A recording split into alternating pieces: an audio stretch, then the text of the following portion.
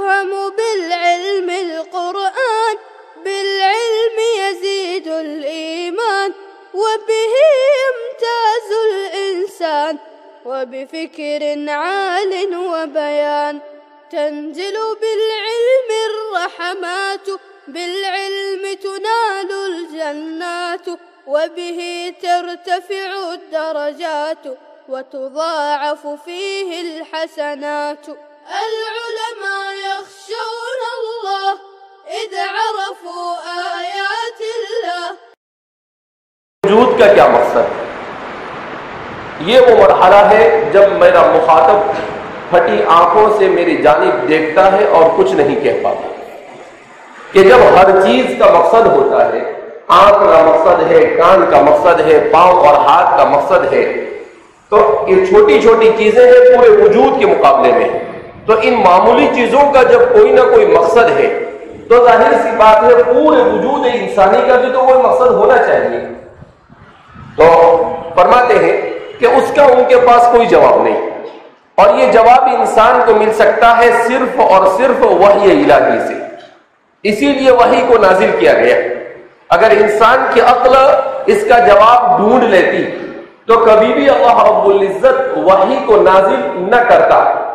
اللہ رب العزت نے وحی کو اسی لیے نازل کیا تاکہ انسان کو اطمینان بخش جواب ملے. کیا بول رہا ہوں میں؟ انسان کو اطمینان بخش جواب ملے. اس لیے کہ انسان کی عقلوں میں تفاوت ہے. تو بعض عقلیں یہ کم درجے کی ہے تو وہ صرف عقل سے اللہ کو نہیں جان سکتی تھی.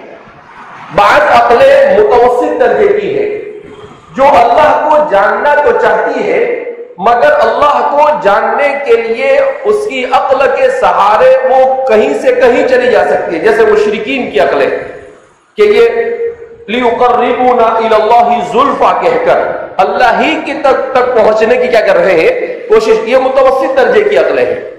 اور بعض درجے جو اپنے آپ کو بہت ذہین کہتے ہیں ملحدین، وہ متوسط سے بھی گئے گزرے ہیں شرعی اعتبار سے دیکھا جائے. وہ سفہا کی عقلیں ہیں اس لیے کہ انہیں کچھ ہی سمجھ میں نہیں آتا ہے. اور بعض ایسی عقلیں ضرور انسانی معاشرے میں ہو سکتی تھی وحی کے بغیر بھی، جو اللہ کے وجود کو تسلیم کر سکتی تھی. جیسا کہ نبی کریم صلی اللہ علیہ وسلم کی بعثت سے پہلے زمانہ فترت میں ورقہ بن نوفل اور ان جیسے لوگوں کا وجود، کہ یہ لوگ اگرچہ نبی نہیں تھے مگر اس کے باوجود ایک اللہ کو اپنی عقل سے مانتے تھے. ان کے پاس وحی اگر سے تحریف شدہ تھی، حضرت عیسیٰ علیہ السلام کی وحی، مگر اس کے باوجود اس کے وہ صحیح تصور تک پہنچے ہوئے تھے.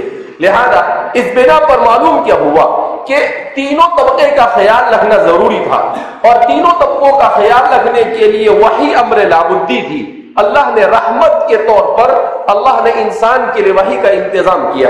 بہرحال یہاں پر یہی بیان کیا جا رہا ہے تو قرآن کریم نے اسی کو بیان کیا وَمَا خَلَقْتُ الْجِنَّ وَالْإِنسَ إِلَّا لِيَعْبُدُونَ کہ وجود انسانی کا مقصد کیا ہے. حضرت علی رضی اللہ تعالیٰ عنہ فرماتے ہیں وَمَا خَلَقْتُ الْجِنَّ وَالْإِنسَ إِلَّا لِيَعْبُدُونَ أي إِلَّا لِيَتَعَلَّمُونَ ثُمَّ يَعْبُدُونَ. کہا لیعبدون ڈائریکٹ نہیں، لیعبدون بوسیلہ علم، بذریعہ علم، بواسطہ علم، علم کے واسطے سے. یہ ساری تگودو کیوں ہے؟ پورے بر صغیر میں ہزاروں کی تعداد میں مدارس کیوں ہے؟ اسی علم کے لیے تاکہ اس مقصد تک انسان خود بھی پہنچے پڑھنے والا اور دوسروں کو بھی اس مقصد تک پہنچانے کی کیا کرے؟ کوشش کرے. لوگ پورا یقین رکھتے ہیں کہ ہر شے جس کا وجود ہے اس کا ایک مقصد ہوتا ہے. انسان چھوٹے سے چھوٹا کام بھی کرتا ہے تو کسی مقصد سے کرتا ہے. انسان بیت الخلا میں بھی جاتا ہے تو مقصد سے جاتا ہے، بازار میں بھی جاتا ہے تو مقصد سے جاتا ہے، کہیں بھی جاتا ہے انسان. اگر وہ چہل قدمی کے لیے بھی نکلتا ہے تو مقصد سے. کیوں؟ اس لیے کہ اس کے پیش نظر ہے جلب منفعت اور دفع مضرت. یہ دو میں سے کوئی ایک چیز، یا تو کوئی فائدہ اسے مل رہا ہے فائدہ عاجل یا فائدہ عاجل تو وہ کام کرتا ہے، یا پھر وہ اپنے سے کسی مضرت کا دفاع کرتا ہے اور کہ ایسا میں کروں گا تو مجھ سے فلاں مصیبت اور تکلیف دور ہوگی. تو انسان بغیر مقصد کے کوئی عمل کرتا نہیں اگر عقل مند ہے تو. اگر عقل مند ہے تو اس کا تو کوئی مسئلہ ہی نہیں, وہ تو مکلف ہی نہیں ہے, اس لیے کہ عقلہ بند, اس کی عقل کیا ہے, مغلق ہے, بند ہے, اس کو کیا پوچھیں گے. لیکن اپنے وجود کے بارے میں خیال کرتے ہیں کہ وہ بغیر کسی مقصد کے اس دنیا میں موجود ہے. یہ کیسی حماقت ہے. کہا یہ کتنی بڑی حماقت ہے کہ چھوٹی چھوٹی چیز کا وجود, بازار میں کیوں جا رہے ہیں سبزی لینے, بازار میں کیوں جا رہے ہیں, تو ایسے ہی بولے گا, ایسے ہی, دماغ خراب ہے تیرا. فوراً انسان بولے گا کہ بھائی کوئی کام نہیں تو کیوں جا رہا ہے. اگرچہ بہت سارے لوگ بے مقصد جاتے ہیں, اگرچہ بہت سارے لوگ بے مقصد جاتے ہیں, تو وہ بے مقصد جانا یہ عقل مند کے لیے بوجھ ہے, عقل مند کے لیے بوجھ ہے. ارے کوئی بھی عقل مند اور ذہین آدمی اگر آپ سے پوچھے کہ بھائی آپ کیوں پڑھتے ہیں, کیوں ایسے ہی, بھائی ایسے ہی بولا نا تیرے کو, تیرے کیا مطلب اس سے, جا جا جا کے کھڈے میں, میرے کو کیا ہے, وہ ایسا بولے گا. کیوں؟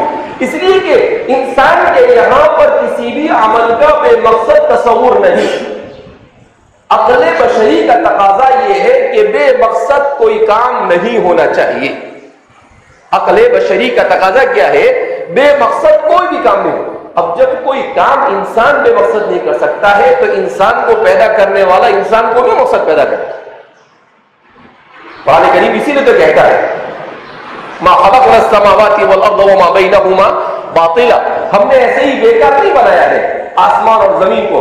ایحسب الانسان ان یترک سودا, کیا انسان یہ سمجھتا ہے کہ وہ ایسے ہی چھوڑ دیا جائے گا.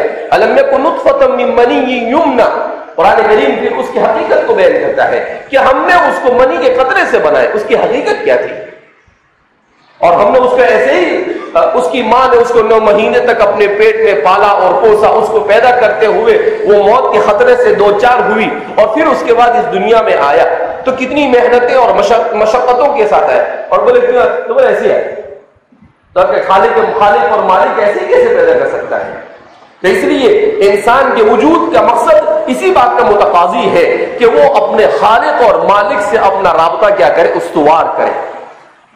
جب میں کہتا ہوں فلاں کام میں نے کیا ہے تو سوال یہ اٹھتا ہے کہ یہ میں ہے کون. بہت معقول بات ہے. کیا اس سے مراد میرا جسمانی وجود ہے؟ انسان کہتا ہے میں نے پڑھا, میں نے نماز پڑھی, میں نے روزہ رکھا, میں نے سبق پڑھایا, میں نے سبق پڑھا. تو فرماتے ہیں کہ یہ میں ہے کیا, میں سے کیا مراد ہے؟ آپ کا جسمانی وجود مراد ہے؟ اگر ایسا ہے تو کیا ہوا جو میرا خدا نخواستہ ایکسیڈنٹ ہو جائے اور میں اپنے ہاتھ یا پیر یا آنکھ سے محروم ہو جاؤں. سوچنا یہ ہے کہ کیا پھر بھی میں رہوں گا, پھر بھی میں رہوں گا؟ جواب ہے کہ بالکل رہوں گا. میرے کسی حصے کے جسم سے الگ ہو جانے سے میری میں کو کوئی فرق نہیں پڑتا. ثابت ہوا کہ یہ میں میرا جسمانی وجود نہیں بلکہ یہ تو اس جسمانی حیولے کے اندر چھپا کوئی نادیدہ روحانی وجود ہے جو مجھے میں بناتا ہے. کیا مطلب کہ انسان صرف اپنے جسمانی وجود کا نام نہیں. اسٹیفن ہاکنگ بہت بڑا سائنسداں گزرا ہے, ابھی مرا کچھ مدت پہلے, شاید لاک ڈاؤن ہوئی. تو وہ اسٹیفن ہاکنگ کیا تھا معلوم؟ کچھ بھی نہیں, صرف جسم کا لوتھڑا, لا يتحرك على کرسی, اپنی کرسی پر ایسا پڑا رہتا. نہ اس کو کچھ صحیح نظر آتا تھا, تھوڑا بہت دکھتا تھا اس کو دھندلا, اور نہ وہ چل سکتا تھا, اور نہ وہ حرکت کر سکتا تھا, اور نہ خود سے وہ کھا سکتا تھا. لیکن تعجب کریں گے آپ, 21ویں صدی کا سب سے بڑا سائنسدان, 21ویں صدی کا سب سے بڑا سائنسدان. کل میں بتاؤں گا اس کی ویڈیو آپ کو, آج میرے ذہن میں آیا, ابھی اچانک آیا اس لیے. اور آپ اس کو دیکھیں گے بولیں گے کہ یہ کیا ہے, بالکل ایسے کچھ نہیں. وہ اس کے لیے ایسا کمپیوٹر بنایا گیا تھا کہ اس کمپیوٹر کے اوپر وہ صرف وہ جو کچھ سوچتا اور بولتا تھا وہ کمپیوٹر کی اسکرین پر آ جاتا تھا، اسے لکھنا بھی نہیں پڑتا تھا. لا یستطیع الکتابۃ ولا یستطیع التکلم. اور وہ سب سے بڑا سائنسدان Stephen Hawking, the brief history of world, the brief history of time اس کی کتاب ہے، جو اس صدی کی سائنس کے میدان کی سب سے بڑی کتاب مانی جاتی ہے. تو اس سے کیا معلوم ہوا کہ یہ میں جسمانی وجود نہیں ہے، یہ میں کچھ اور ہے. یہ میں کیا ہے؟ کچھ اور ہے. اور وہ میں وہ ہے انسان کا روحانی وجود. اور وہ کیا ہے؟ انسان کا روحانی وجود. انسان صرف جسم کا نام نہیں ہے، انسان نام ہے جسم اور روح کے مرکب کا. جسم اور روح دونوں سے مل کر انسان بنتا ہے. اگر جسم صرف روح ہے تب بھی انسان نہیں، اور صرف جسم ہے تب بھی انسان نہیں. صرف جسم ہے تو روح کے نکلنے کے بعد اسے لاشیء کہا جاتا ہے. کیا کہا جاتا ہے؟ لاشیء. مع انہ شیء، اس لیے کہ شیء کس کو کہتے ہیں؟ کل ما هو موجود فهو شیء. ہر وہ چیز جو موجود ہے وہ شے ہے. تو انسان مرنے کے بعد بھی تخت پر لیٹا ہوا تو ہاتھ، پاؤں، آنکھ، ناک ساری چیزیں اس کی موجود ہوتی ہے، مگر اس کے باوجود لاشیں. کیوں؟ اس لیے کہ اس کا میں اس سے نکل چکا ہے، اور وہ ہے اس کی روح. اور وہ کیا ہے؟ اس کی روح ہے. تو فرماتے ہیں میرا جسمانی وجود نہیں، بلکہ اس سے تو اس جسمانی ہیولے کے اندر چھپا کوئی نادیدہ روحانی وجود ہے. اس کو ہیولا کہتے ہیں، انسان کے اس جسم کو، جو مجھے میں بناتا ہے. ہم اس وجود کا مشاہدہ نہیں کر سکتے. اب سوچنے جیسی بات ہے، عقل ہی اس بات کی متقاضی ہے کہ خود انسان اپنے ضمیر اور اپنی روح کا مشاہدہ نہیں کر سکتا. انسان میں جو روح ہوتی ہے، جس پر پوری انسان کی زندگی کا مدار ہوتا ہے، اس کا وزن کتنا معلوم؟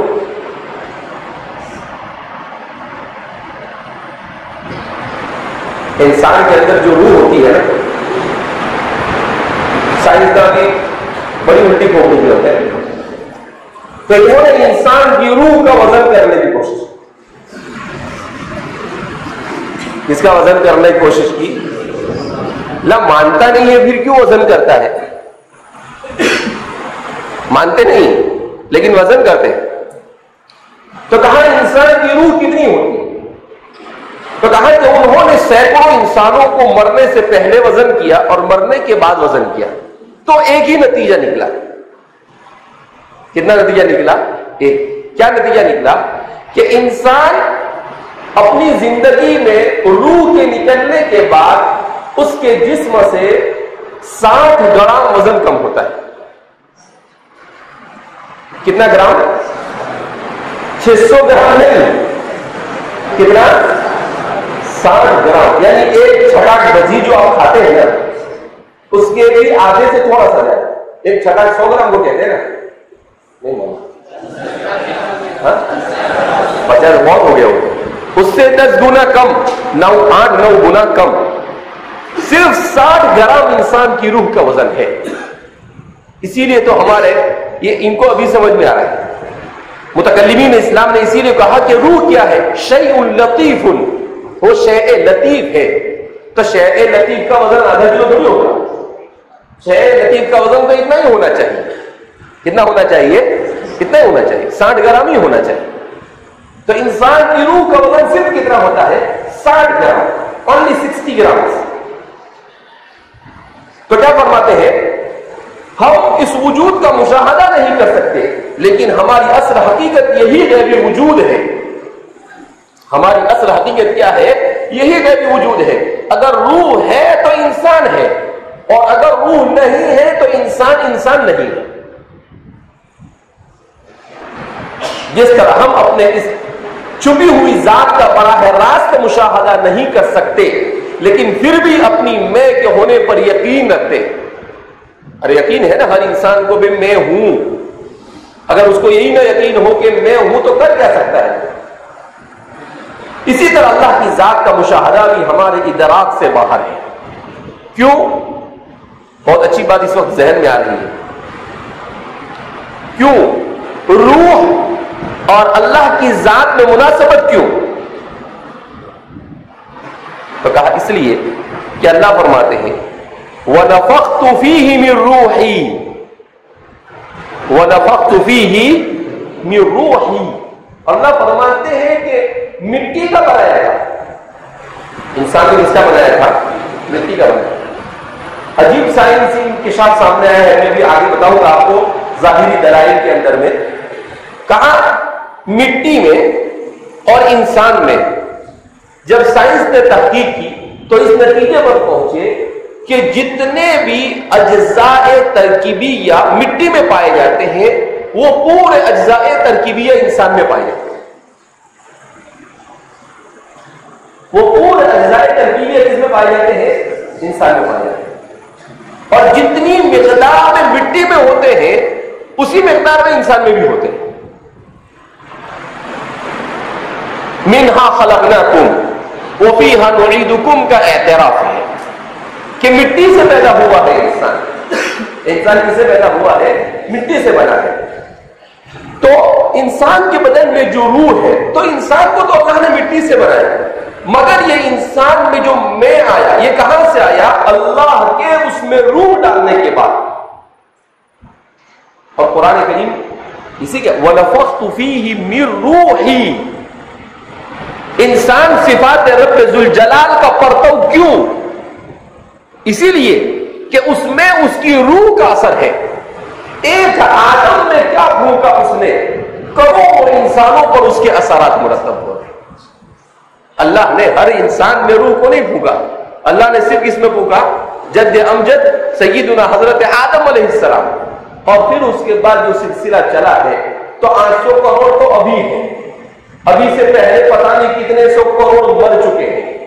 تو وہ رب ذوالجلال کیسی عظیم ہستی ہوگی کہ جس کی ایک پھونک، اس کی ایک جھلک چھوٹی سی کروڑوں اور اربوں کھربوں انسانوں کے اندر جان پڑنے کا کیا بن جاتی ہے؟ ذریعہ بن جاتی ہے۔ اسی طرح اللہ کی ذات کا مشاہدہ بھی ہمارے ادراک سے باہر، مگر اس سے یہ ہرگز یہ دلیل نہیں لی جا سکتی کہ وہ موجود نہیں، بلکہ ہمارا اپنا غیبی وجود اس برتر غیبی وجود کے ہونے پر قوی دلیل ہے۔ ہمارا غیبی وجود، ہماری روح کا ہونا اور نظر نہ آنا، یہ عقلی اعتبار سے دلیل اس بات کی ہے کہ اس غیبی وجود کو وجود دینے والی کوئی غیبی ہستی ہے، اس غیبی وجود کو وجود دینے والی کوئی غیبی ہستی ہے، تبھی تو وہ اتنی کرشمہ سازیاں کیا کر رہا ہے؟ بتلا رہا ہے۔ کائنات اور کائنات میں موجود اشیاء ذہانت بھرے ڈیزائن کا نتیجہ ہے۔ کل ہی میں ایک عربی میں مضمون پڑھ رہا تھا، بڑا اچھا عنوان تھا اس کا، التصمیم الغبی اور التصمیم الذکی۔ کہا یہ دنیا کا جو ڈیزائن ہے، یہ ڈیزائن یہ کسی انتہائی ذہین ہستی کا بنایا ہوا ہے، یا یہ ڈیزائن سائنسدانوں کے کہنے کے مطابق ایک دھماکے سے وجود میں آیا؟ دنیا میں دھماکے سے بھی ڈیزائنہ بنتی ہے کیا؟ ایک سوچتے اسی بات، دھماکہ تو تخریب کا باعث ہوتا ہے نہ کہ تعمیر کا۔ وہ شتان بین تخریب و تعمیر، اور تخریب اور تعمیر میں بڑا فرق ہوتا ہے۔ تخریب تو جو تعمیر تھی اسے برباد کرتی ہے، اور تعمیر جو تخریب ہے اسے تعمیر کرتی ہے، اسے اچھا ڈیزائن میں وجود۔ تو فرماتے ہیں یہ پوری کائنات میں ہر چیز بالکل مناسب جگہ پر ہے، اگر وہ ایک بال برابر بھی آگے پیچھے ہو جاتی ہے تو یہ پورے کائنات کا نظام درہم برہم۔ کہا یہ دلیل اس بات کی ہے کہ کوئی انتہائی، جس کو یہ لوگ کیا کہتے ہیں، ان کو تو اللہ کو ڈائریکٹ نہیں مانتے، تو اس کو یہ لوگ کیا کہتے ہیں کہ کوئی انٹیلیجنٹ، کوئی انتہائی ذہین ہے جو اس نظام کو چلا رہا ہے۔ تو قرآن چیخ چیخ کے بول رہا ہے 14 سال سے، تو کیا بولتا ہے؟ اسی لیے ہم کہتے ہیں کہ سائنس ہم سے پیچھے ہے، لیکن ہم احساس سے کمتری میں ہوتا ہے، ورنہ کہ سائنس ہم سے کتنے پیچھے ہے؟ 1400 سال پیچھے۔ جن حقائق کو کتاب و سنت نے 1400 سال پہلے بیان کیا، اس کو ابھی سمجھ میں آتا ہے۔ اس سے بڑا اور کون غبی ہوگا؟ 1400 سال پیچھے کسی منکر خدا سے سوال کیجئے کہ بھائی آپ کی ناک آپ کے چہرے پر کیوں واقع ہے؟ نہیں ماننے والے سے الٹی سوال کرنے پڑتے، سیدھے سوال سے نہیں مانتے نا۔ وہ کہتے ہیں نا یہ نہیں نکلتا ہے تو امید ٹیڑھی کر کے کیا کرنا پڑتا ہے؟ نکالنا پڑتا ہے۔ نظر یا اتقاء کے اعتبار سے ایسا کیوں نہ ہوا کہ آپ کی یہ ناک مبارک آپ کے پیٹ یا گھٹنے پر نکل آتی؟ پیٹ پر ہونی چاہیے تھی نا، پیٹ پر رہتی تو اوج کے پاس رہتی تو سارا 24 گھنٹے خوشبو ہی آتی رہتی ہے۔ گھٹنے کے پاس رہتی، کتنا سنبھالنا پڑتا ہے انسان کو، اس کو بیٹھنے سے بجائے ناک دب جائے۔ یہی کیوں ضروری تھا کہ اس کا وجود عین آپ کی آنکھوں کے نیچے اور منہ کے اوپر یعنی ان دونوں کے درمیان واقع ہوا؟ اس سوال کا جواب اس حقیقت کے سوا اور کچھ نہیں کہ یہ دراصل ایک ذہانت بھرے ڈیزائن کا نتیجہ ہے، یعنی اللہ رب العزت نے اسے اس کی موضوع جگہ پر رکھا۔ اگر یہی کان اللہ یہاں کا رکھتا پیٹ کے پیچھے رکھ دیتا تو آپ کو ایسے بیٹھنے کے بجائے یوں کر کے بیٹھنا پڑتا سننے کے لیے۔ کتنا ڈینجر سین لگتا ہو۔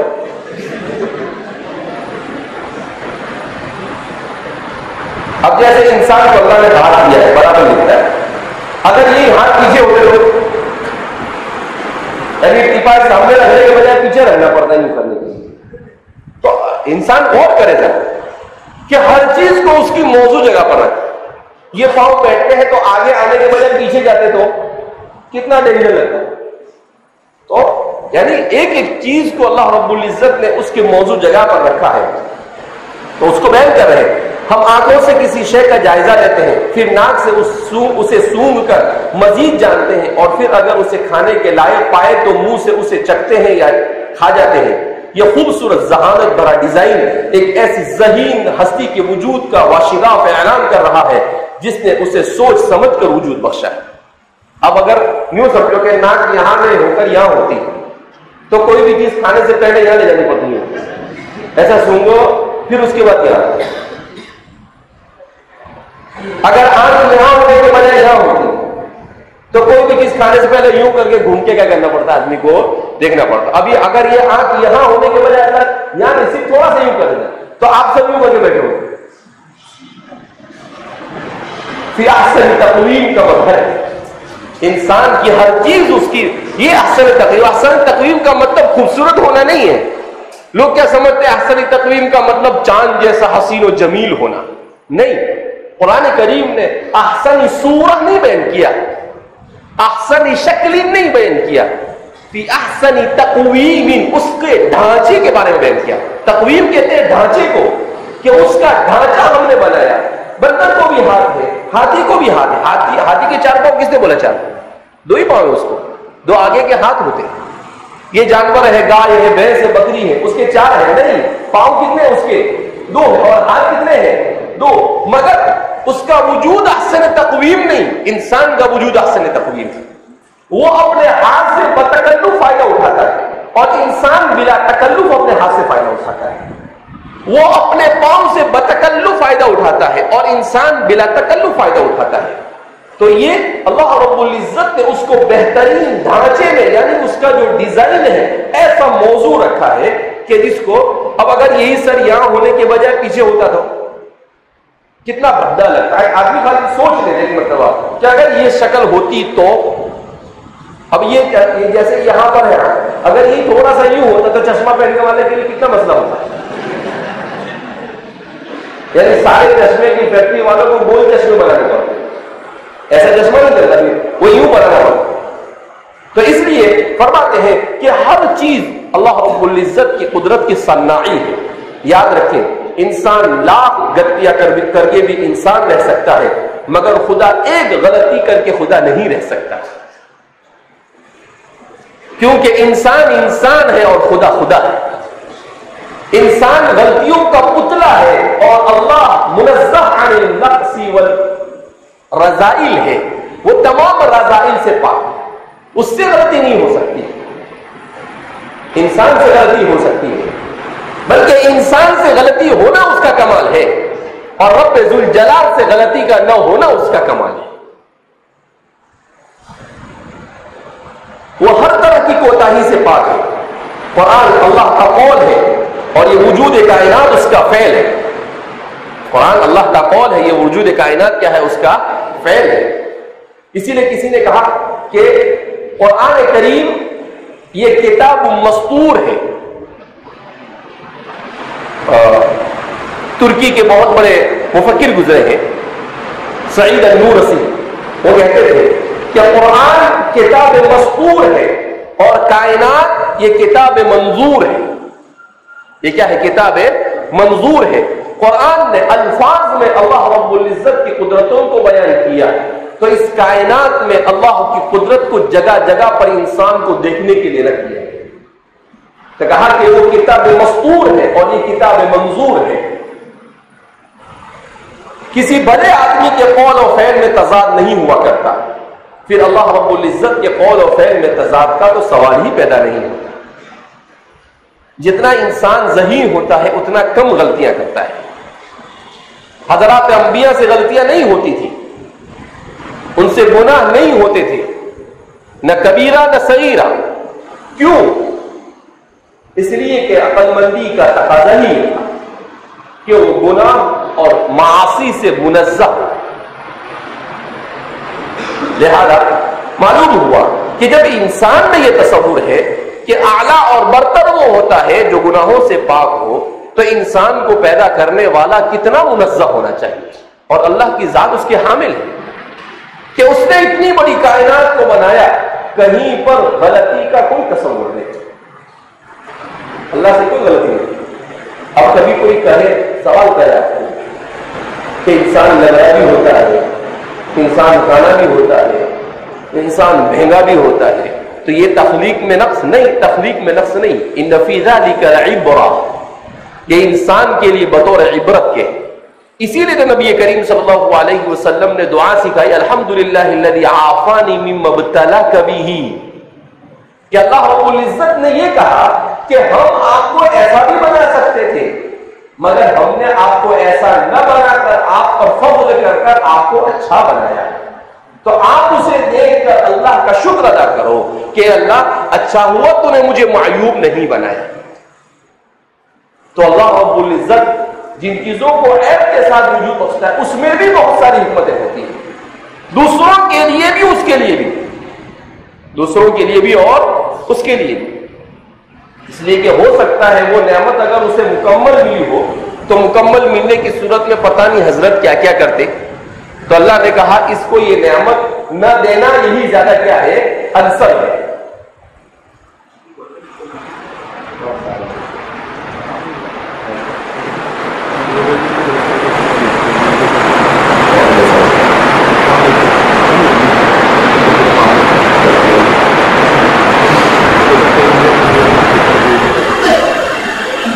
تو اس لیے انسان کا جو وجود ہے وہ اللہ کی پوری کائنات میں اللہ نے کہیں غلطی نہیں۔ آگے آپ جب کائنات کی سائنسی دلائل کو جب بیان کیے جائیں گے تو آپ کو سمجھ میں آئے گا کہ سائنس یہ کہتی ہے کہ یہ چاند جہاں پر ہے وہاں سے ایک بال نہیں، آدھا بال نہیں، پاؤ بال برابر بھی ادھر ادھر ہوتا تو کیا اثر آتا؟ اور یہ ہماری زمین یہ گھوم رہی ہے سورج کے ارد گرد، کیسے گھوم رہی ہے؟ گھوم رہی ہے، کتنی تیزی سے گھوم رہی ہے۔ اگر اس تیزی میں ذرا بھی کمی آئے تو اس زمین پر اس کے کتنے مہلک اثرات ہو سکتے ہیں۔ تو ظاہر سی بات ہے یہ سب جمع کیسے ہوتا ہے؟ کیا عجیب و غریب قسم کا انسان ہے، اپنی عقل مندی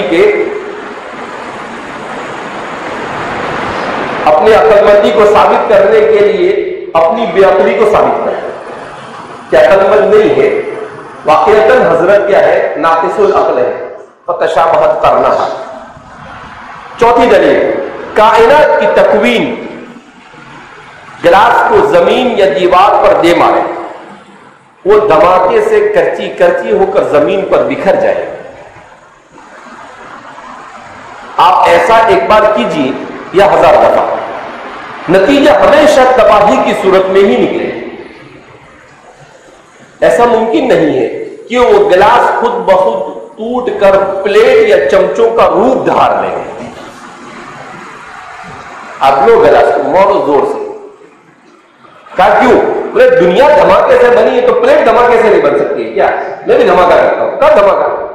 کہا 10,000 بار بھی ماریں گے تو وہ اس کا ہمیشہ کیا ہوگا؟ وہ ٹوٹ پھوٹ کر بنا ہی ہوگا، مگر کبھی کوئی دوسری صورت نہیں اختیار کر سکتا ہے. جب ایک چھوٹی سی چیز، گلاس کس کو گیا؟ 10 روپیے کا گلاس، 5 روپیے کی پلیٹ، وہ اگر دھماکے سے نہیں بن سکتی ہے تو اتنی بڑی کائنات دھماکے سے بنی کیا ہے؟ ایک سوچنے جیسی بات، خلاف عقل ہے. یہ ہمارا روزمرہ کا مشاہدہ کہ دھماکے کا نتیجہ ہمیشہ تخریب کی صورت میں نکلتا ہے. اس کے ذریعے خود بخود ترتیب اور تعمیر ممکن نہیں ہو سکتی. اس کے ذریعے سے ترتیب کیسے ممکن ہوگی؟ دھماکوں سے بھی ترتیب ہوتی کیا دنیا میں؟ اسی لیے ایک سائنسداں خود کہتا ہے کہ اگر کوئی آپ سے یہ کہے کہ یہاں پر روشنائی رکھی ہوئی اور کاغذ رکھے ہوئے اور میں بھول کے نکل گیا، اچانک دھماکہ ہوا اور دھماکے کے بعد جب میں وہاں پر پہنچا تو ڈکشنری تیار تھی. کیا تیار تھا؟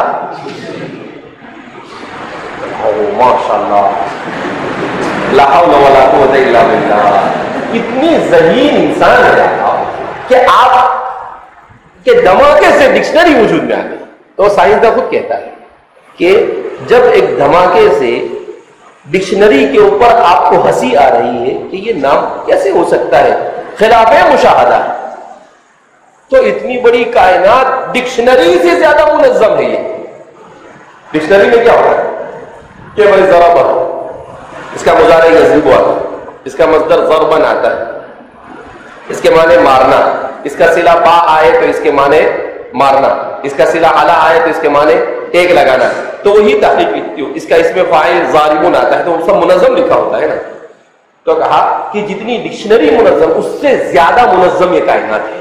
تو کہا جی کیسے وجود میں آ سکتی ہے جب آپ کی عقل یہ کہہ سکتی ہے کہ صرف مادے کا اس طریقے سے جمع ہو کر دھماکے کا ہونا کسی چیز کے وجود کا موجب نہیں ہو سکتا ہے، تو اتنی بڑی کائنات یہ کیسے دھماکے سے وجود میں کیا ہو سکتی ہے، آ سکتی ہے. تو اس لیے کائنات کی تکوین یہ وجود باری تعالیٰ پر دلیل ہے. تکوین کا مطلب اس کا وجود میں آنا، منظم اور مرتب ہونا.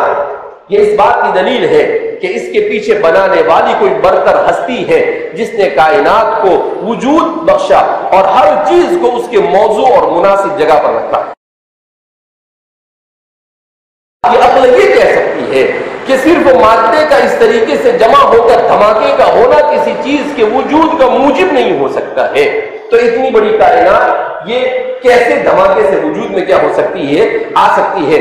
تو اس لیے کائنات کی تکوین یہ وجود باری تعالیٰ پر دلیل ہے. تکوین کا مطلب اس کا وجود میں آنا، منظم اور مرتب ہونا. یہ اس بات کی دلیل ہے کہ اس کے پیچھے بنانے والی کوئی برتر ہستی ہے جس نے کائنات کو وجود بخشا اور ہر چیز کو اس کے موضوع اور مناسب جگہ پر رکھا. پھر یہ کیسے ہو سکتا ہے کہ آج سے کروڑوں سال قبل بگ بانگ نامی ایک دھماکہ ہو جس سے ہماری عظیم کائنات اور اس کا ناقابل یقین نظم خود بخود وجود میں آ گیا. قرآن اور سائنس دونوں بگ بانگ کے نظریے کے برخلاف نظر آتے ہیں. بعض لوگ اگرچہ بگ بینگ کو قرآن سے ثابت کرتے ہیں مگر وہ بیچارے ناقص العلم ہے. کس سے ثابت کر رہا ہوں؟ كانتا رتقا ففتقناهما، کہا اس سے نظریے بگ بانگ ثابت ہوتا ہے. لا بھائی تو نے تفسیر کا بگ بانگ کر دیا. كانتا رتقا ففتقنا سے نظریے بگ بانگ اور نظریے انفجار عظیم کو ثابت کر کر تو نے تو کیا کیا؟ تفسیر میں انفجار عظیم کر دیا. یہ کیسے ہو سکتا ہے؟ قرآن کریم جو بات بیان کر رہا ہے وہ ایک الگ پہلو سے بیان کر رہا ہے. کائنات کہ ان دونوں کا مادہ ایک تھا تو اللہ فرماتے ہیں کہ اس مادے کو الگ کر کر ایک مادے سے ہم نے زمین کو بنایا اور دوسرے مادے سے ہم نے آسمان کو بنایا. فَتَقْنَاهُمَا. قرآن ایسا نہیں کہتا كَانَتَا رَتْقًا فَفُوتِقَا، نہیں، كَانَتَا رَتْقًا فَفَتَقْنَاهُمَا، پھر ہم نے ان کو علیحدہ کیا. تو قرآن سے بھی کہہ رہا ہے کہ اس کے مادے کو ایک ساتھ بنایا گیا اور ایک ساتھ بنانے کے بعد پھر ایک سے زمین کو بنایا گیا اور ایک سے آسمان کو بنایا، مگر اللہ نے اپنے ارادے اور مشیت اور پلاننگ سے اس کو بنایا. ایسے ہی دھماکے سے وجود میں نہیں آیا. منکر خدا، مادہ جو اندھا اور بہرا ہے. ابھی مادہ کیسی چیز ہے؟ یہ مادے سے بنا ہوا ہے، نہیں، اندھا اور بہرا ہے، اس میں نہ کوئی جان ہے نہ جامد ہے، کہ خدائی کو تسلیم کرتا ہے، جبکہ اس کے برعکس مسلمان برتر ذہانت والے مسبب الاسباب خدا کے نظریے کو مانتا ہے. منکر خدا کیا کرتا ہے؟ مادے نے خود ہی اپنے آپ کو وجود بخشا ہے. مادے نے خود ہی اپنے آپ کو وجود بخشا. آگے اس کی بھی بحث آئے گی، میں بتاؤں گا کہ جیسے قرآن کریم نے اس کو بیان کیا ہے کہ دنیا میں انسان کیا کتنے انداز میں کائنات کے بارے میں سوچ سکتا ہے. ام خلقوا من غیر شیء ام هم الخالقون ام خلقوا السماوات والارض بل لا یوقنون. تو کائنات کے سلسلے میں سائنسی اور فلسفہ اور عقلی اعتبار سے انسان جتنے طریقے سوچ سکتا ہے، قرآن کریم نے ان تمام طریقوں کو بیان کیا. اور اس کے بعد قرآن کریم انسان سے پوچھتا ہے کہ ذرا مجھے بتاؤ کہ کیا یہ معقول چیز ہے؟ قرآن اگرچہ بیان کرتا ہے ایک روایتی انداز، لیکن اس کے روایتی انداز یہ تعقل پسند ہے، وہ عقل سے قریب کر کر چیزوں کو بیان کرتا ہے. اسی لیے تو ہمارے علماء نے بیان کیا کہ عقل سلیم اور نقل صحیح میں تعارض نہیں ہوتا. عقل سلیم اور نقل صحیح میں تعارض نہیں ہوا کرتا ہے. ملحد کا دعویٰ یہ ہوتا ہے کہ گلاس ٹوٹ کر خود بخود گلاس ٹوٹ کر خود بخود ڈنر سیٹ بن سکتا ہے، جبکہ مومن کہتا ہے کہ گلاس کو ڈنر سیٹ بنانے کے لیے ذہانت درکار ہے. بھائی ڈنر سیٹ آتا ہے نا، گھر پر مہمان آتے ہیں تو ذرا ان کو اچھے مہذب انداز میں دینے کے لیے ایک ہی کلر کی پلیٹ ہوتی ہے، اسی کلر کا گلاس ہوتا ہے، اسی کلر پیالہ ہوتا ہے، اسی کلر کی کیا ہوتی ہے، چمچ ہوتی ہے، اس کو ڈنر سیٹ کہتے ہیں. تو اب یہ ڈنر سیٹ ہے تو ظاہر سی بات ہے اگر کوئی یہ کہے کہ وہ سب مادہ جمع کر اس کو رکھ دیا گیا اور پھر وہاں پر ایک بلاسٹ کیا گیا تو ڈنر سیٹ کیا ہو گیا؟ وجود میں آ گیا. تو پھر تو ضرورت ہی نہیں تھی فیکٹریاں بنانے کی. کسی چیز کی فیکٹری مت بناؤ، کیا جمع کرو مادہ اور جمع کر دو. کتاب بنانے کے لیے تو کیا کرنے کا؟ کاغذ لینے کا اور روشنائی لینے کی، اور بھی کیا کر دینے کا؟ جمع. کیا ہوتا ہے؟ کتاب وجود میں. یہ دنیا کی فیکٹریاں نہیں چلتی پھر ایسے دھماکے سے. کتنا آسان تھا دھماکوں سے چیزوں کو وجود میں لانا، لیکن اللہ کو معلوم تھا کہ دھماکے والے بھی بے دھماکہ ہے. دھماکے والے بھی کیسے ہیں؟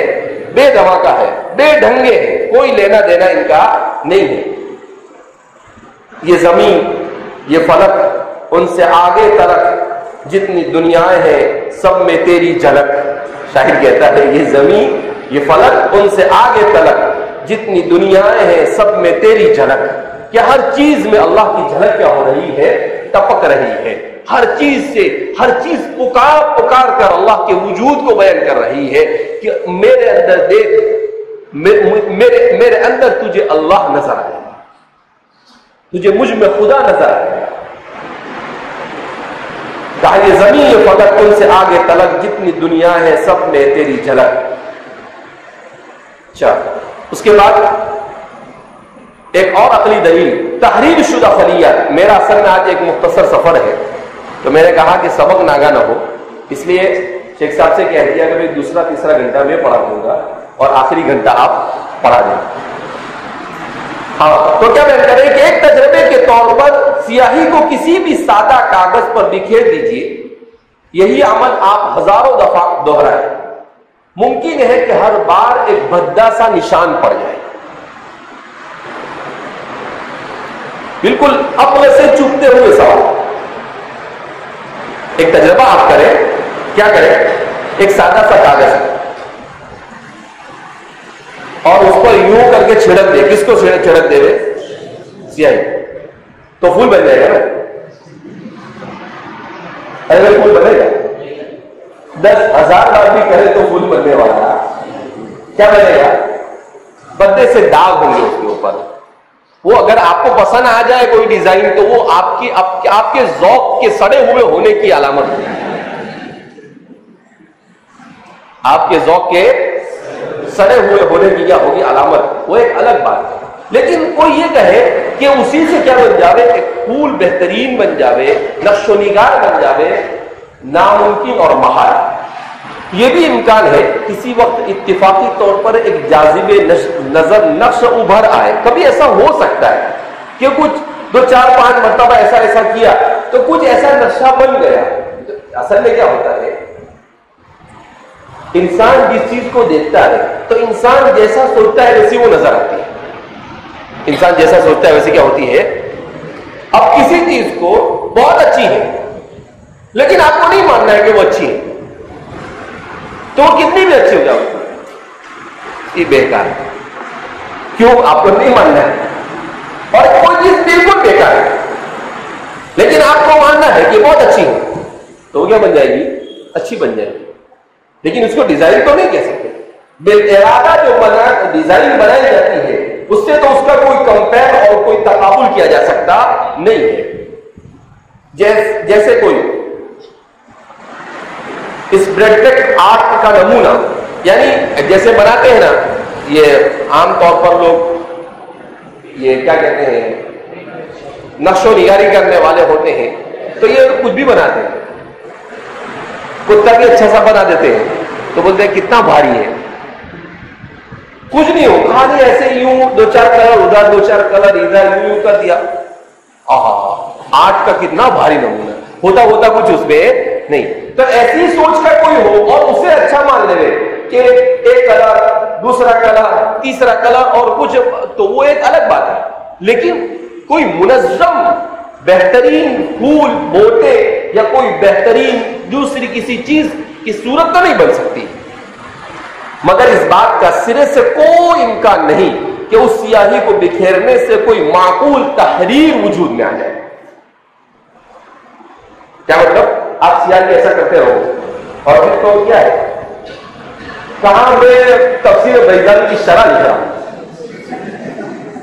کیا ماشاءاللہ کتنا نرالا انداز ہے آپ کا. کیا کر رہا ہے؟ کہ بخاری کی شرح لکھ رہا ہوں.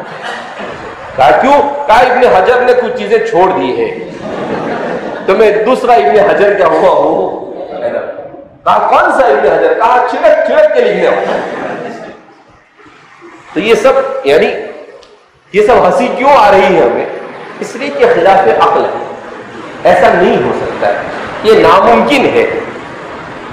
یہ ایک چیز ثابت کر رہے ہیں آگے. اصل میں یہ نہیں ہو سکتا ہے کہ محض سیاہی کو پھینکنے سے کسی زبان کا مضمون تشکیل پا جائے. کتنا آسان ہوتا. مصنفین کی ضرورت نہیں، مؤلفین کی ضرورت نہیں، مقالہ نگاروں کی ضرورت نہیں، صحافی کی ضرورت نہیں. کیوں؟ کوئی بھی بیٹھتا اور چھڑکنا یوں کر کے کیا کر دیتا، شروع کر کیا بولے مضمون لکھ رہا ہوں. ثابت ہوا کہ امکانی یا حادثاتی قسمت سے یہ تو پھر شاید کسی کمتر درجے میں ممکن ہو ایک دلکش نقش دکھائی دینے لگے، مگر یہ ناقابل یقین ہے کہ کسی حادثے یا اتفاق کے نتیجے میں ایک تحریر یا معلومات پیدا ہو سکے. کوئی تحریر اور معلومات وجود میں آ جائے، کوئی کتاب وجود میں آ جائے جس میں انتہائی گہری معلومات ہو. کہا یہ تو ممکن نہیں. بیچارے لکھنے والوں نے کتنی محنتیں کی. شیخ عبد الفتاح ابو غدہ فرماتے ہیں کہ ہم یہ سمجھتے ہیں کہ یہ ہمارے سامنے کتابیں ہیں. کہا کہ یہ سمندر کے کنارے پر بیٹھ کر اور اے سی کی کمروں کے اندر میں بیٹھ کر لکھنے والوں نے لکھی. کہا نہیں، ان کتابوں کو لکھنے کے لیے ہزاروں انسانوں نے اپنی زندگی کے قیمتی اوقات کو قربان کیا، ہزار انسانوں نے اپنا مال قربان کیا، ہزار انسانوں نے اپنی جانیں قربان کی، انہوں نے اپنی راحتوں کو قربان کیا، تب جا کر یہ کتابیں وجود میں آئی. اگر ایسے ہی چھڑکنے سے وجود میں آ جاتی جیسا کہ ان حمقا کا دعویٰ ہے تو ظاہر سی بات ہے کہ انسان پھر تو ہر آدمی پتہ نہیں کیا سے کیا بن جاتا. اس لیے اللہ کو معلوم تھا کہ اس کو حد میں رکھنا پڑے گا. چھڑکنے سے چیزوں کے وجود میں اور دھماکوں سے وجود میں لانے کا اگر عمل اللہ انسان کو دے دیتا تو کوئی کسی کے ہاتھ ہی نہ آتا. کہ مدرسے میں پڑھنے بھی کیوں آتا, پڑھانے والا پڑھانے کیوں آتا, دھماکوں سے بنتا تو فیکٹری کیوں بنتی, دکانیں کیوں بنتی. ہر آدمی اپنی ضرورت کی چیز گھر کے ایک کونے میں دھماکے کر کر کر بنانا کیا کر دیتا, شروع کر دیتا. سائنس حقیقت پر غور کرے کہ ہمارا جن لاکھوں کروڑوں خلیات پر مبنی ہے, اس میں جو سیلز ہے جس کو خلیہ کہتے ہیں, ان میں سے ہر خلیہ اپنے اندر ایک معلومات کی ضخیم کتاب رکھتا ہے, جس میں درج ہوتا ہے کہ وہ انسان کیا رنگ رکھے گا, کیا رویہ اپنائے گا, اس کی خد و خال کیسے ہوں گے. یہ ساری چیزیں انسان کے خلیے پر مکتوب ہوتی ہیں.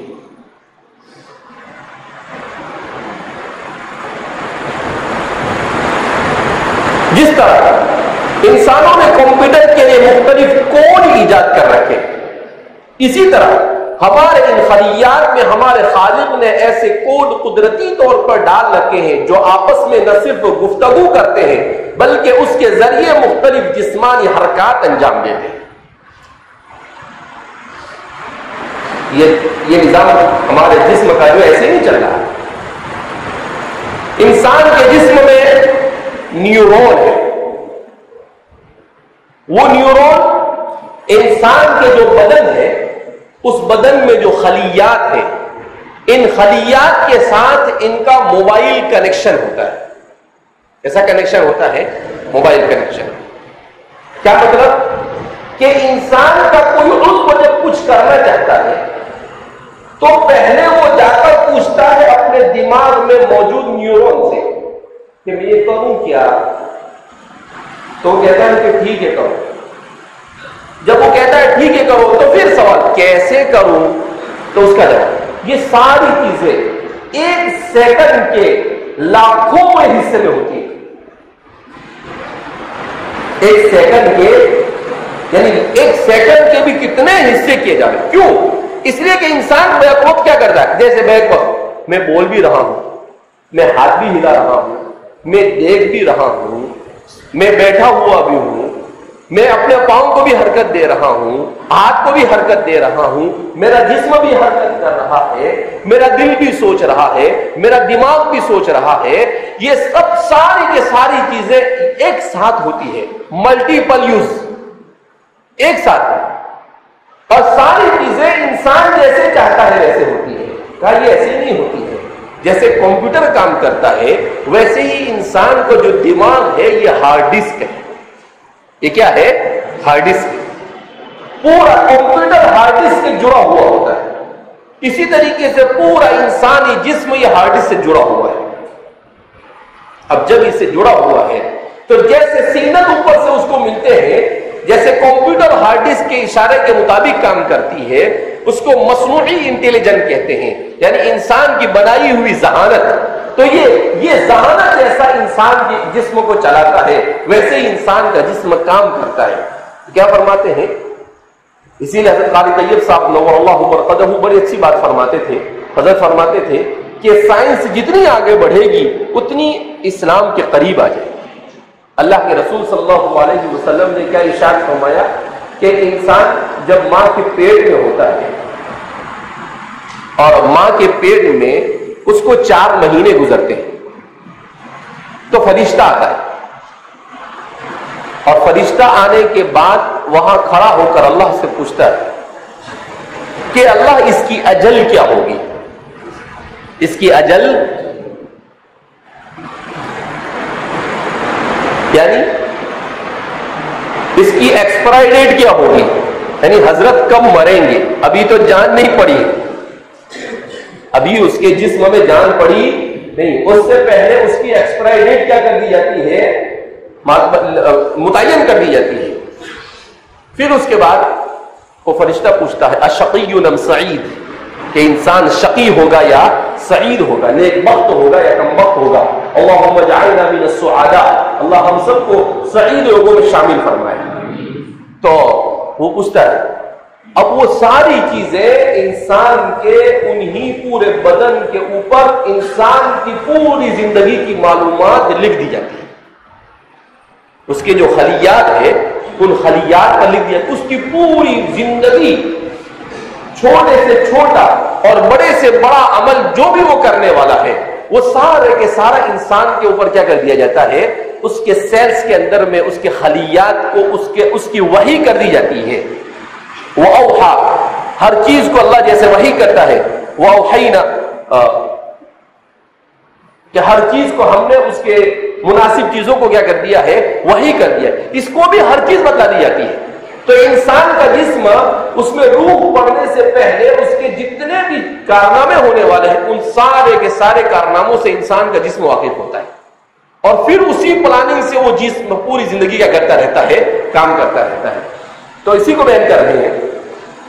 جس طرح انسانوں نے کمپیوٹر کے مختلف کوڈ ایجاد کر, اسی طرح ہمارے ان خلیات میں ہمارے خالق نے ایسے کوڈ قدرتی طور پر ڈال رکھے ہیں جو آپس میں نہ صرف گفتگو کرتے ہیں بلکہ اس کے ذریعے مختلف جسمانی حرکات انجام دیتے ہیں.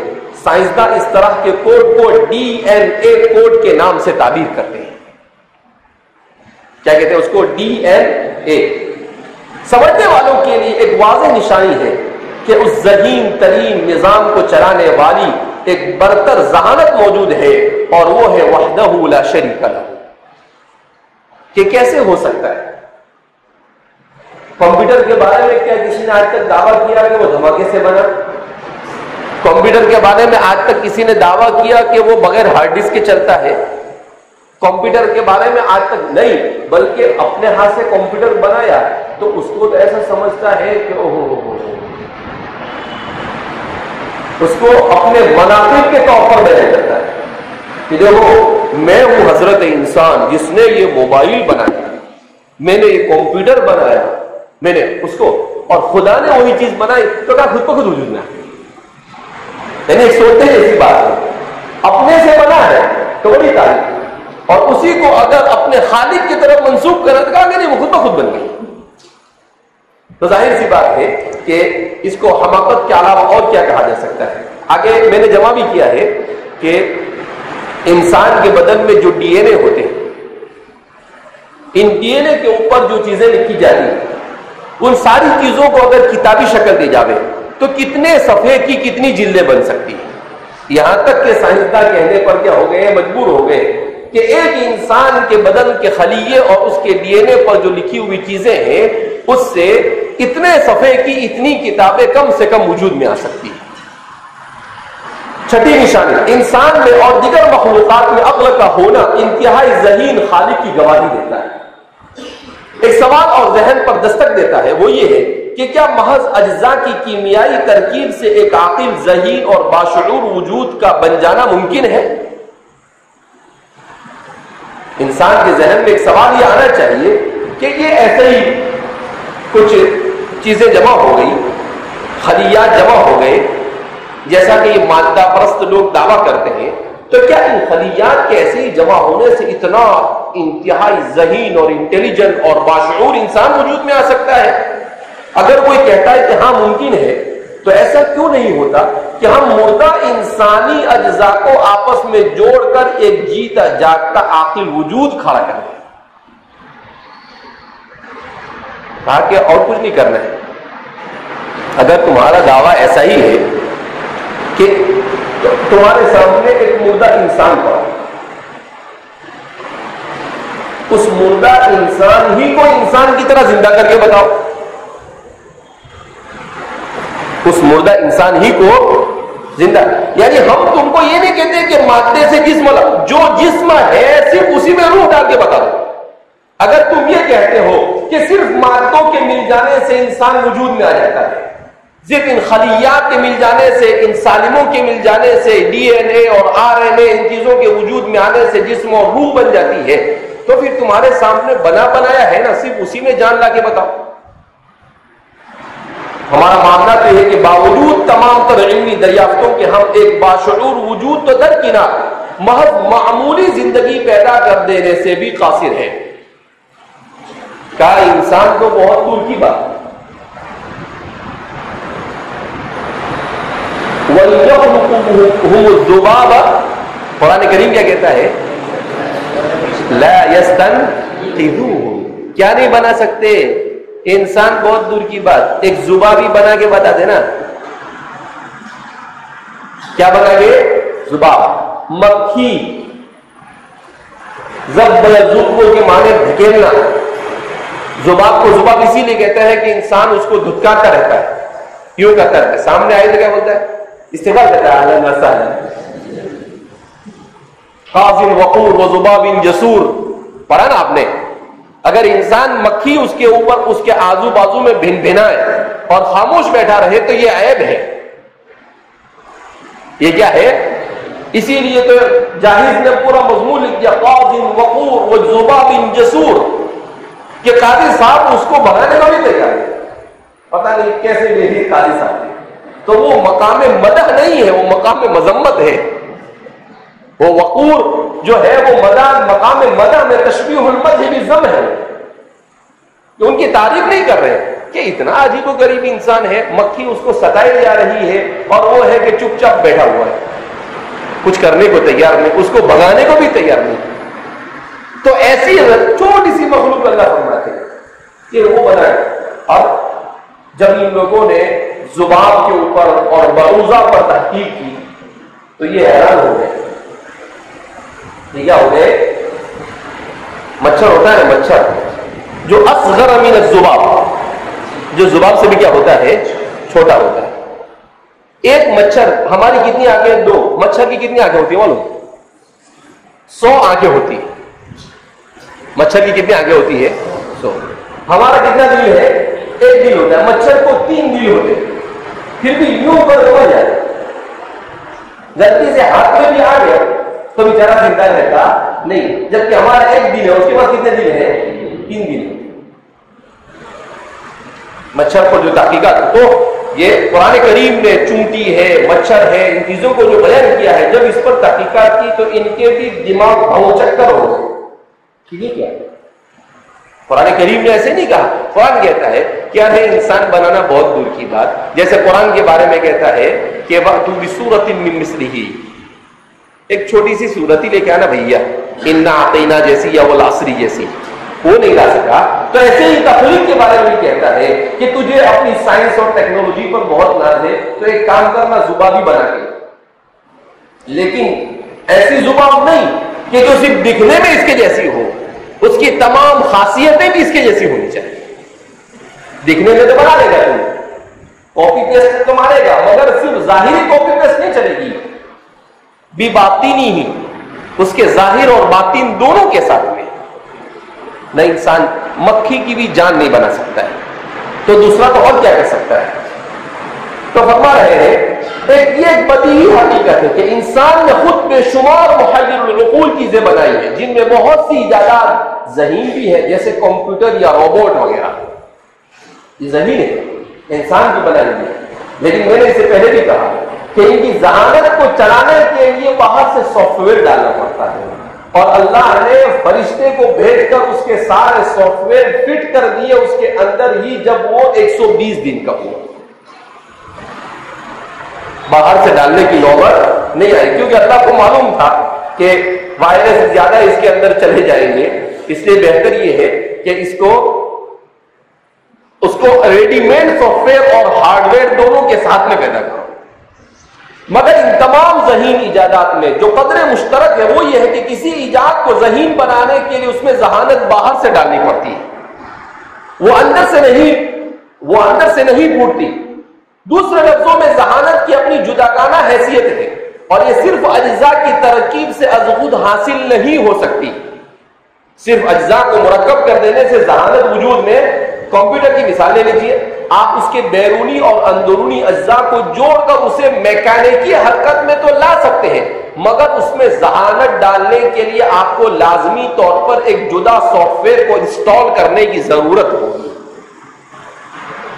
ہارڈ ڈسک بھی ہے، اس کا مانیٹر بھی ہے، اس کا ڈسپلے بھی ہے، سب کچھ ہے، مگر اس کے باوجود وہ اس وقت تک نہیں چلے گا جب تک کہ اس میں آپ کوئی سافٹ ویئر کیا کرو نہ ڈال دو۔ محض ہارڈ ویئر کو ترتیب دے دینے سے یا اس میں برقی توانائی کے بہاؤ سے آپ ذہانت نہیں پیدا کر سکتے. اس میں لائٹ بھی ہے، بجلی بھی ہے، سب کچھ ہے، اس کے باوجود بھی وہ کام نہیں کرے گا جب تک کہ آپ سافٹ ویئر نہیں ڈالیں گے. تو کہا ایسے ہی انسان بھی، کہ اللہ نے انسان کو ایسا بنایا ہے کہ اس انسان میں اللہ رب العزت نے ساری چیزیں وجود بخشی ہے. اور یہ انسان اگر آج کچھ کر بھی رہا ہے تو یہ کس کے بلبوتے پر کر رہا ہے؟ اپنی عقل کے بلبوتے پر، اس سافٹ ویئر کے بلبوتے پر جو اللہ نے ریڈی میڈ اس کو دے رکھا ہے. لہذا اس عقل کا اتنے محیر العقول چیزوں کو وجود بخشنا یہ بھی اس خالق ہی کی نشانی ہے. اسی لیے تو قرآن کہتا ہے الحمدللہ رب العالمین، ہر فرد حمد ثابت ہے اللہ کے لیے، جن سے حمد ثابت ہے اللہ کے لیے. اللہ کی مخلوق جو بھی کچھ کرے ان سب کے کرنے میں اصل کار فرمائی کس کی ہوتی ہے؟ اللہ کی ہوتی ہے. مخلوق کا کوئی کمال نہیں ہوتا ہے، اس کی محنت ہوتی ہے اسباب کو اختیار کرنے کے بعد. انسانی جسم کی ترکیب کا بھی یہی معاملہ ہے. آپ حد سے حد جسمانی و کیمیائی اجزاء کو ہارڈ ویئر کی طرح یکجا کر سکتے ہیں، مگر اس میں ذہانت پیدا کرنے کے لازم ہے کہ نفس، جس کو انگریزی کے اندر میں سول نام کا سافٹ ویئر منطبق کیا جائے. نفس کو سول کہتے ہیں، یعنی یہ نفس جو ہے وہی سارے نظام کو چلاتا ہے. دو چیزیں ہیں انسان کے بدن میں، ایک ہے دل ہارٹ اور ایک ہے انسان کی عقل. ایک ہے دل اور ایک ہے عقل. انسان کا جو دل ہے یہ انسان کے اس مادی جسم کو کنٹرول کرتا ہے. اس میں خون جہاں کی ضرورت ہوتی ہے وہاں پر سپلائی کرتا ہے. انسان کے بدن میں 170 کلومیٹر کی فی سیکنڈ کی رفتار سے خون دوڑتا ہے. گاڑی اگر 170 کلومیٹر چلے تو انسان کے حواس کیا ہو جاتے ہیں؟ اڑ جاتے ہیں. تو یہ انسان کا جو ہارٹ ہے یہ انسان کے بدن میں اس خون کو اتنی رفتار سے چلاتا ہے. اگر یہ سلو ہو جاوے تو انسان کی باڈی کام کرنا چھوڑ دیتی ہے. انسان کی باڈی کام کرنا کیا کرنے میں چھوڑ دیتی ہے. تو یہ انسان کے ظاہری اور انسان کی جو عقل ہے یہ عقل انسان کے باطنی امور کو چلاتی ہے. یہ انسان کے باطنی. اسی لیے دیکھو اگر دل بند ہو جاتا ہے تو انسان مر جاتا ہے. اگر عقل بند ہوتی ہے تو مرتا نہیں ہے مگر کام کرنا چھوڑ دیتا ہے. جیسے آدمی کومے میں چلا گیا تو کومے میں چلا گیا تو سانس چلتا رہتا ہے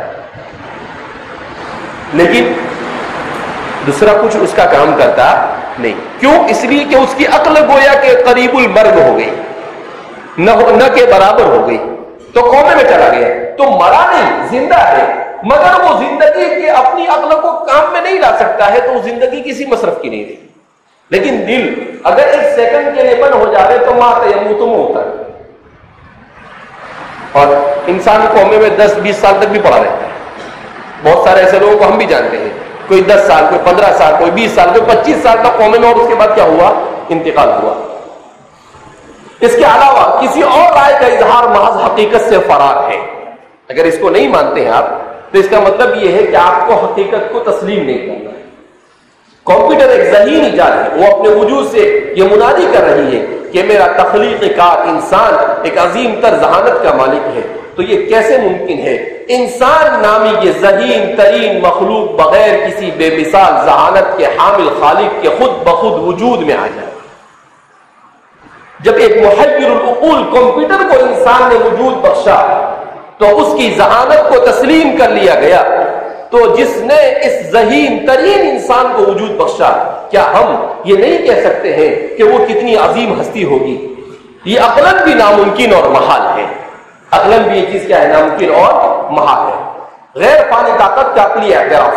لطف کی بات یہ ہے کہ ملحدین سائنس کے قانون توانائی، لا آف تھرموڈائنمکس کو بڑے زور و شور سے مانتے ہیں، جس کے حساب سے توانائی کو نہ پیدا کیا جا سکتا ہے اور نہ ہی اسے ختم کیا جا سکتا ہے بزعمہم.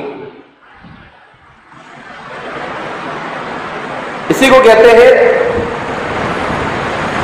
جیسے حضرت امام غزالی نے لکھا تھا کتاب تحافت الفلاسفہ، یعنی ان کے اصول سے ان پر ان کی غلطی کو ثابت کرنا، اپنے اصول سے نہیں، کیونکہ اپنے اصول سے تو مانیں گے. تو اسی انداز میں یہاں پر بھی یہ اس کو کہہ سکتے ہیں تحافت فلاسفۃ الجدیدہ، جدید فلاسفہ کا تحافظ. کتنی اچھی بات بیان کر. لطف کی بات یہ ہے کہ ملحدین سائنس کا قانون توانائی، لو آف تھرموڈائنمکس کو بڑے زور و شور سے مانتے ہیں کہ قانون توانائی، ہر چیز میں توانائی ہے تو کام کر رہی ہے. توانائی اگر نہ ہو تو کوئی چیز کام نہیں کر سکتی ہے. جس کے حساب سے توانائی کو نہ پیدا کیا جا سکتا ہے اور نہ ہی اسے ختم کیا جا سکتا ہے، یعنی توانائی کو پیدا نہیں کر سکتے.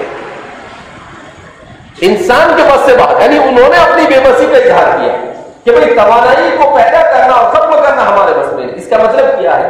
کوئی اور بڑی موت دے سکتی ہے. اسی نے توانائی کو پیدا کیا اور وہی توانائی کیا کر سکتی ہے؟ موت دے سکتی ہے. سادہ الفاظ میں توانائی غیر فانی ہے. لیکن اگر کہیں غلطی سے کوئی یہی صفات خدا کے نام سے بیان کر دے تو سمجھے قیامت آ گئی. مومنین اور منکرین خدا کی جماعت میں یہی تو عظیم فرق ہے کہ ایک مجنون مادے یا توانائی کی خدائی کو تسلیم کرتا ہے، اتخذ الہہم ہوا، اپنی نفسانی خواہشات کو اپنا معبود بنا لیا انہوں نے. اور دوسرا فریق برتر ذہانت والے مسبب الاسباب کی خدائی کا قائل ہے. مومن اللہ کے مسبب الاسباب ہونے کا قائل ہے. اسی لیے کل میں نے کہا نا کہ ہر چیز کو اللہ رب العزت نے یہ دنیا کو دارالاسباب بنایا اور ہر چیز میں ایک طاقت دی ہے، ہر خاصیت دی ہے، وہ کرتی ہے. مگر جہاں اللہ کی مرضی نہیں ہوتی ہے تو پھر وہاں پر وہ اس کی طاقت بھی کیا کر دیتی ہے؟ جواب دے دیتی ہے. ملحد کا یہ دعویٰ ہوتا ہے کہ گلاس ٹوٹ کر خود بخود ڈنر سیٹ بن سکتا ہے، جبکہ مومن کہتا ہے کہ گلاس کو ڈنر سیٹ میں ڈھالنے کے لیے ذہانت لازمی درکار ہے، ذہانت کے بغیر نہیں بن سکتا. یہ اگرچہ بات کرتے ہیں کہ خود بخود بن سکتا ہے، مگر کبھی آج تک کے خارج میں وجود میں ایسا ہوا نہیں. اور مومن کہتے ہیں کہ نہیں بن سکتا ہے جب تک کہ کوئی ذہین اس کو نہ بنائے، اور خارج میں ایسا ہی ہوتا ہے، اور خارج میں ایسا ہی ہوتا ہے. بہرحال مخلوق میں مقصدیت، گائے چارہ کھاتی ہے ہرا، اس سے اس کا خون بنتا ہے لال، پھر وہ گوبر کرتی ہے پیلا، پھر وہ چارہ میرے کسی کام کا نہیں، وہ خون میرے لیے شریعت میں حرام، اور گوبر اپنے اصل میں میرے لیے نجس. یہ میرا پروردگار ہے جس نے اس حرام اور نجس کے بیچ میرے لیے دودھ کی صاف اور پاک فیکٹری لگا رکھی ہے.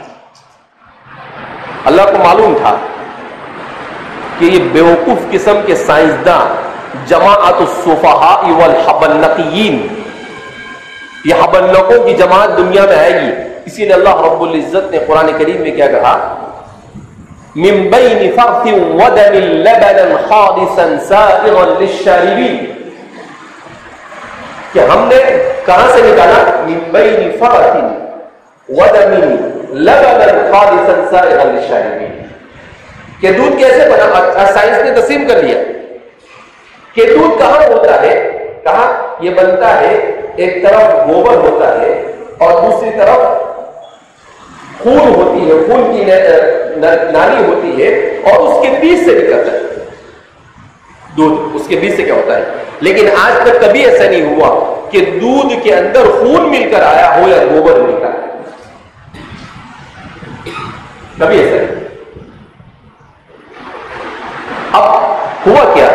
ایسا بھی نہیں ہوا کہ اس کو آپ کو دودھ بنانا ہے تو دودھ بنانے کے لیے اس کو الگ چیز کھلانی پڑی، گوبر کے لیے الگ کھلانا پڑا، اور کیا بولتے ہیں خون کے لیے الگ کھلانا پڑا. ایک ہی چیز کھلائی اس کو، کیا کھلایا اس کو؟ گھاس کھلائی. اور اسی گھاس کے ایک ہی گھاس میں سے اللہ نے گوبر بھی بنایا، اسی ایک گھاس میں سے اللہ نے خون بھی بنایا اس کا، اور اسی گھاس سے اللہ نے کیا بنایا؟ دودھ بھی بنایا. ایک ہی سے بنایا، کوئی الگ چیز نہیں. ذرا سوچئے، مچھلی کے بچے کو تیرنا کس نے سکھا دیا؟ پیدا ہوتے ہی تیرنا شروع، پیدا ہوتے ہی تیرنا اس کو سکھانا نہیں پڑتا، بلکہ اس کو تو اپنی جان بچانی پڑتی، اس کو تو اپنی کیا کرنی پڑتی ہے، دوسری مچھلیاں اس کو کھا سکتی ہے۔ سانپ کا سپولا رینگنا کیسے سیکھتا ہے؟ اس کا بچہ، تو کہا کہ اس کا سپولا جو ہے، اس کا چھوٹا سا جو بچہ ہے، یہ رینگنا کیسے سیکھا؟ کسی نے سکھایا اس کو؟ وَأَوْحَى كُلَّ شَيْءٍ أَمْرَهَا، اللہ نے ہر ایک کو اس کی ضرورت کی چیز وحی کر دی۔ ایک مرغی کا چوزا انڈے کے خون میں دوڑنا بھاگنا کیسے جان گیا، اور اس کو کیسے پتا چلا کہ اس سے باہر کی دنیا ہے، لہذا باہر تشریف لانا چاہیے؟ اندر ہی رہ کے کوئی فائدہ ہے نہیں۔ ایک ناپاک پانی کے قطرے سے جیتا جاگتا باشعور انسان کیسے اٹھا کھڑا ہوتا ہے؟ کیا ہے انسان کے منی کے قطرے میں جو انسان کے اوپر غسل کو واجب کرتا ہے؟ اسی سے اللہ انسان کو بناتا ہے۔ اسی لیے تو قرآن کریم، اللہ سے قرآن کریم سوال کرتا ہے انسان سے، کیا کہتا ہے کہ فلا صدق ولا صلى ولكن كذب وتولى ثم ذهب الى اهله يتمطى اولى لك فاولى ثم اولى لك فاولى ايحسب الانسان ان يترك سدى الم يكن نطفه من مني يمنى۔ اللہ فرماتے ہیں اس سے انسان کو بنایا۔ ایک ماں کے سینے میں بچے کے پیدا ہوتے ہی دودھ کیسے اتر آتا ہے؟ بچہ نہیں ہے تو دودھ بھی نہیں آتا ہے۔ بچہ دودھ اپنی رزق اور اپنی روزی کو لے کر آتا ہے۔ وما من دابۃ فی الارض الا علی اللہ رزقها۔ آپ شیر کو گھاس دے وہ کبھی نہیں کھائے، اگر کبھی کھا لیا تو وہ شیر نہیں، پھر اس کے بارے میں سوچنا پڑے گا کہ بھئی یہ شذوذ و ندور حضرت سے کیسے ثابت ہوا۔ آپ بکری کو گوشت نہ پیش کریں، وہ صاف منہ پھیر لے گی کہ میرا پرہیز ہے، حالانکہ اچھی چیز تھی اس کو کھانا۔ شیر کو گوشت دے وہ کھائے گا، بکری کو گھاس دیجیے وہ کھائے گی نہیں۔ یہ سمجھ کون سمجھا گیا؟ کسی نے آ کر ان کا ورکشاپ لیا کیا؟ کسی نے آ کر ان کو سکھایا کہ گوشت کے علاوہ کچھ کھائیو مت؟ شیر کو اور بکری کو کہا کہ گھاس دوسرا کچھ جو کھایا تو مر گئی، کسی نے کچھ سکھایا نہیں۔ مگر پھر بھی اس کائنات کا ذرہ ذرہ زبان حال سے گواہی دے رہا ہے، کوئی تو ہے جو نظام ہستی چلا رہا ہے، وہی خدا ہے۔ دکھائی بھی جو نہ دے، نظر بھی جو نہ آ رہا ہے، وہی خدا ہے۔ کوئی تو ہے جو نظام ہستی کو پردے کے پیچھے سے کیا کر رہا ہے، چلا رہا ہے۔ اسی کو ہمیں کیا ماننا پڑے گا؟ خدا ماننا پڑے گا۔ انسان کی عقل چیخ چیخ کر یہ ساری چیزیں انسان کو یہ کہنے پر مجبور کر رہی ہے کہ اللہ کو مانے بغیر انسان کا عقلی اور فطری ہر اعتبار سے انسان کو چارہ کار نہیں۔